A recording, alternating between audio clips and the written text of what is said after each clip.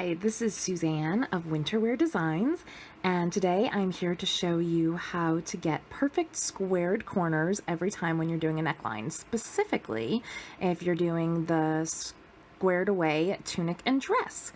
So I've already prepped my fabric, so you can see this pink line here.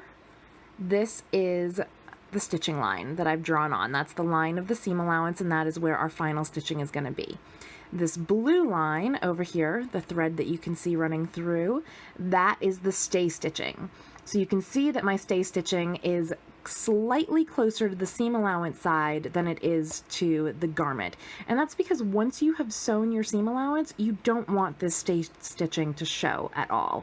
It's just there to make sure that your necklines don't stretch and warp, and also to make sure that this clipping that we've already done, see how I've already clipped my corners here, it makes sure that that clipping can't tear too deep into your fabric, because that would be really sad if you went through all this work and then you had a tear there. So the stay stitching protects that from happening because you clip only into where your stay stitching is. So you can see that I've already got the neckline pinned in place. We've got the corner pinned. This point here where our two pink lines cross, this is your pivot point. That's where you're going to plant your needle while we're sewing. So if you were wondering what that was, that is that point right there. So when you have this pinned together, let me see if I can show you. It's gonna kind of look wonky. That's okay. This is a squared neck. It's pushing our bodice in all sorts of weird ways. What's important is that everything over here by the seam allowance is laying flat. So you're going to come around here to the back and we'll get started.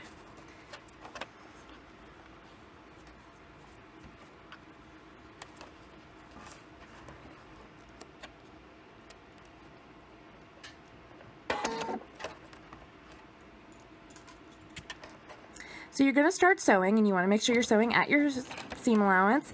You'll see here that that's just inside the stitching line that I already sewed. So on the back of your neckline and back bodice, you're working with inverse curves. That simply means that you're working with curves that are opposite of one another. So when you pin that, your bodice and your neckline may seem like they don't really want to go together. And that's just because the curves are opposite. But just give them a little tug, use your fingers to smooth them in place along that seam allowance, and everything's gonna come together just perfectly for you.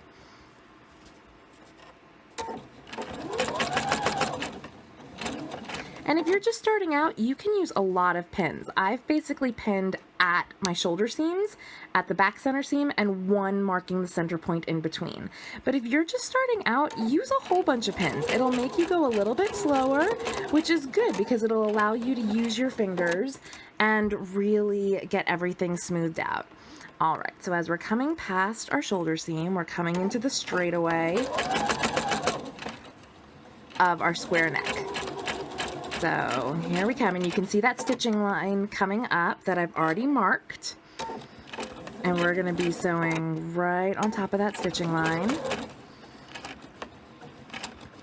Make sure that you use a disappearing ink pen or a friction pen that you can erase, because you obviously don't want to have markings showing on your main fabric at the end. So we're coming down to that pin. So I'm going to slide that out of the way so that it doesn't get hit by my needle, and I'm just going to get the last couple stitches and look all the way there to my pivot point. So now that I'm there, I've planted my needle. My foot will automatically come up. You can see that it's loose. You might have to lift your presser foot, and that's okay. So then you plant that needle and you're just going to pivot your fabric. You're just rotating it around. So it was over here, and we're just rotating it around over here. Make sure that you've pulled all your bodice fabric out so that it's nice and smooth underneath. Make sure everything's lined up right along the seam allowance. And this is why you did that clipping earlier, because it's allowing this corner to have movement. So once you've done that, you're just going to keep sewing right along your stitching line. Once again, we're staying right on the inside of that stay stitching that we did earlier. That's just keeping everything from warping. Make can see that neck stitching line coming right up into place there. I'm going to stitch right on top of it. Once again, we're going all the way to that pivot point. So I'm going to slide that needle out. We don't want to break any, or that pin out, sorry. We don't want to break our needle. No flying shards of metal. All right, once you're at that corner, once again, presser foot is up, needle is planted down, and you just rotate the fabric around. Pull that bodice fabric out of the way so that there's nothing caught up underneath. You can always lift and make sure that you're good on the back side too.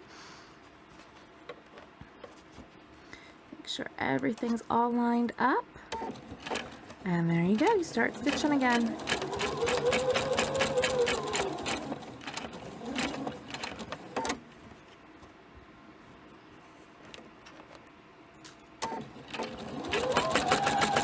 And right back up to that shoulder seam. You want to make sure that those shoulder seams are pressed open before you start pinning and stitching. That way you don't get any weird bulkiness up there at your shoulders. That's never good. It's not comfortable either, as well as not being aesthetically pleasing. All right, we're coming into another inverse curve. So you can see how it just kind of wrinkles a little bit until I just lay it right down with my fingers.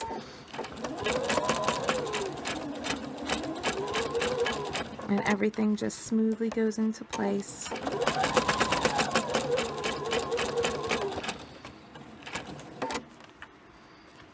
And the last bit of our curve.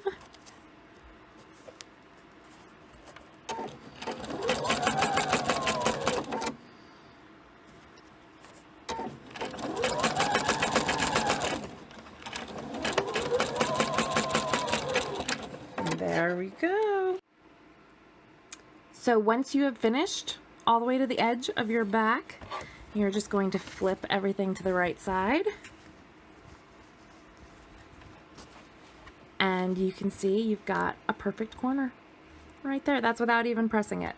So if you have any kind of bulkiness, you might need to clip into your seam allowance slightly further. As you can see here, you can see just the tiniest bit of my stitching line that I drew on. This is again why you want to make sure that you're using disappearing ink pens or something that's erasable, because you don't, of course, want anything showing on the right side of your garment. But those are some pretty beautiful corners. If you have any questions, head over to the Winter Wear Designs Fun group, and I'm happy to help you out, and all of our girls over there sewing will be happy to help you out as well. Have a great time and enjoy your squared away tunic and dress.